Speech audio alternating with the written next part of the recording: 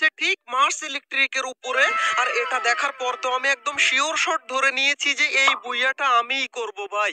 আর আমার কটা কিল হয় সেটা তোমরা গুনো শুধু হাগলুরা, কারণ একটা দুটো কিল নয় ভাই, টোটাল 10 থেকে 15টা কিল করব আমি, তারপরে এই ম্যাচ বুইয়া করব, এর গ্যারান্টি দিয়ে দিলাম তোমাদেরকে আমি। এন্ড গাইস আমার কাছে টোটাল 3টে লঞ্চ প্যাড রয়েছে। আজকে তোমাদেরকে আমি লঞ্চ প্যাডের আসল টিপস এন্ড ট্রিকটা দেখাবো, তাও আবার হাগলু ট্রিক্স এর মধ্যেই।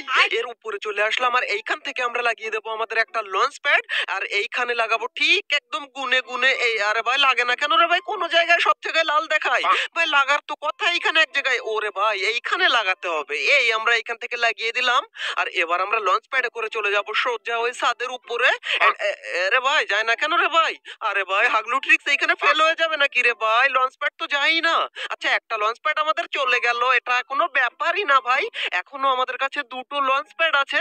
আর এই দুটো লঞ্চ প্যাড দিয়ে দেখো আমি কোন ধরনের হাগলু ট্রিক্স তোমাদেরকে আগে দেখাই আমি। আচ্ছা এই দিক থেকে আমরা চলে যাব এন্ড এইখান থেকে গিয়ে আমরা, আচ্ছা আগে আমাদেরকে দুটো গ্লুওয়াল লাগাতে হবে, না হলে হবে না ভাই। দুটো গ্লুওয়াল আমরা ঠিক এইখানে লাগিয়ে দেবো এন্ড দুটো গ্লুওয়াল লাগানোর পরে এবার আমাদের লঞ্চ প্যাড দিয়ে আসল হাগলু ট্রিক্সটা আমরা এখান থেকে লাগাবো।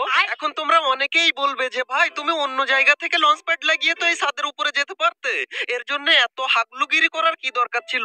ভাই দেখো সহজে যে কাজ হয় তার মধ্যে মজা নেই ভাই, একটু টিপস এন্ড ট্রিক লাগিয়ে কঠিন ভাবে করার মধ্যে বেশি মজা। এই জন্য আমরা এইখানে লাগাবো আরেকটা লঞ্চ প্যাড, আর এইখান থেকে আমরা চলে যাব ভাই ওই যে আমাদের ওই কি বলে ওটা ভাই, ওটা টাওয়ারও বলে না, ওটা কি বলে আমি নিজেও জানি না, এর উপরে চলে আসলাম। আর এইখানে এসেই ভাই দেখো অবস্থা দেখো, দুই হাগলু ভাই এখান থেকে ফ্রি রিভাইভ কিনেছে, মানে সোলো ডিয়ার।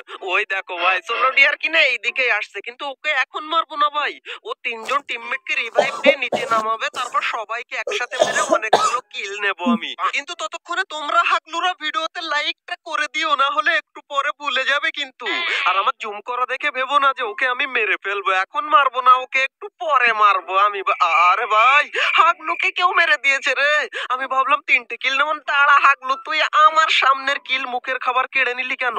তোকেও এ ভাই এখানে আরো এনিমি ভাই, দাঁড়াও হাগলুকে এইখানে হেড মেরে ডাউন করে দিলাম। এন্ড ভাই আরেকটা হাগলু এদিকে আসছে, দাঁড়া। আরে ভাই এইদিকে আরেকটা, এখানে ভাই দেখো দিমিত্রি দিয়ে ওর রিভাইভ দিয়ে চলে আসছে, কিন্তু এক সেকেন্ড ভাই একটা দৌড়ে আমার টুনটুনির নিচে চলে এসেছে, আমি দেখতে পাইনি। এই না হাগলু তোকে এইখানে, আরে ভাই একেও তো মারতে পারলাম না।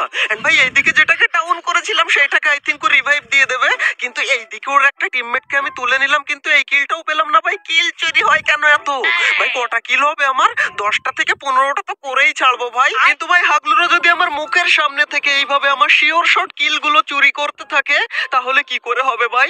আমার কিল চুরি হয় খুব, আর তোমরা আমাকে বলো কিল চোর। তোমরা 1 নম্বরের কিল চোর, বুঝতে পেরেছো হাগলুরা?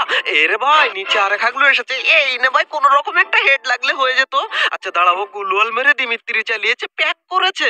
আহারে এই সময় যদি আমার কাছে একটা গ্রেনেড থাকতো তাহলে হাগলুর টুনটুনের নিচে গ্রেনেডটা ভরে দিতাম ভাই। কিন্তু কি করার, এখানে অন্য ট্রিক্স কাজে লাগাতে হবে আমাকে। একটু দূরে আসি ভাই, এখান থেকে জুম পাবো তো? হ্যাঁ ভাই লাল হলেই হবে। আরে ভাই লাল একটুখানি হলো, কিন্তু আর লাল হয় না কেন ভাই? লাল, আরে ভাই হাগলু সরে গেল। আচ্ছা ও বুঝতে পারলো নাকি যে আমি উপরে কিনা? আচ্ছা অন্য দিক থেকে কে আমাকে ফায়ার করে ভেক্টর মেক্টর দিয়ে, কিন্তু কাজ হবে না ভাই, আমাকে দেখতে পেলেও তুই মারতে পারবি না। আচ্ছা একে আমি কোন রকম গুলওয়াল, আরে ফেটেছে রে ভাই, কোন রকম একটা হেড লাগলো না। অন্তত 85রও যদি একটা হেড লাগতো তাহলেই হাগলু এখানে শহীদ হয়ে যেত। কিন্তু ভাই জোন চলে এসেছে, আমার এখানে জোন থাকবে কি না ভাই? মনে হচ্ছে তো আমার এখানে জোন থাকবে না, জোন চলে এসেছে। আর আমরাও আমাদের টেলিপোর্ট লাগিয়ে চলে যাচ্ছি নিচে। আর নিচে গিয়ে ভাই আর মাত্র 4জন এলাইভ ভাই। হাগলুরা কোন দিকে 4টে? আর হ্যাঁ আরেকটা কথা, আজকের এই ভিডিওতে যেসব হাগলুরা লাইক না করবে তাদের কিন্তু টুনটুনি ছোট হয়ে যাবে ভাই, আগে থেকেই বলে দিলাম। ওরে ভাই এইদিকে দেখো সিঁড়ি দিয়ে এক হাগলু উঠেছে, কিন্তু হাগলু আমার হাত থেকে তুই কি করে বাঁচবি? একটুখানি মাথাটা দেখা আমাকে, ওই দেখো বেরিয়েছে হাগলু, এই নে। আরে ভাই 93 এর হেডে হাগলু ফিনিশ। এন্ড ভাই আর মাত্র 4জন এলাই, এবার আমার 7টা কিল হয়ে গেছে। ওরে ভাই এইদিকে সবকটা হাগলু এইদিকে, না না দুটো হাগলু এইদিকে, দুইটাকে ডাউন করে দিয়েছি। আচ্ছা আগে ভাই ফিনিশ করে নেবো নাকি? আরে ফিনিশ করে নেই ভাই, না হলে আমার কিল চুরি হয়ে যাবে। দুটোকে এখান থেকে ফিনিশ করে দিলাম। আর এক হাগলু কোন দিকে কি জানি ভাই। এই দাঁড়াও ভাই, এইদিকে দেখো হাগলু আমাকে জুম করে হেড মারার জন্য, কিন্তু জানে না হাগলু আমি হচ্ছি কিং এইখানে। হাগলুকে মেরে বইয়া। هكر هكر هكر يا جماعة، لو انتبهتوا لحركاته هكر. অলরাইট গাইজ, এই ছিল আমাদের হাগলু ট্রিক্স এর 50 নাম্বার এপিসোড। যদি ভালো লেগে থাকে তাহলে ভিডিওতে একটা লাইক করে দিও। ভিডিওতে তোমাদের একটা কমেন্ট আমি বেশি বেশি পাচ্ছি, আর সেটা হচ্ছে ভাই তুমি প্রতিদিন ভিডিও আপলোড দিতে পারো না, আমরা তোমার ভিডিওর অপেক্ষায় বসে থাকি। তবে গাইজ একটা জিনিস তোমাদেরকে আমি বলে রাখি, যখনই আমি ডেইলি ভিডিও আপলোড দিতে থাকবো তখন কোয়ান্টিটির চক্করে আমার ভিডিওর কোয়ালিটি নষ্ট হয়ে যাবে, আর আমি সেটা কখনোই চাই না। আমি আরো প্রতিনিয়ত চেষ্টা করে যাচ্ছি যে ভিডিওর ওভারঅল কোয়ালিটি দিনের পর দিন কিভাবে আরো বাড়ানো যায় ভাই।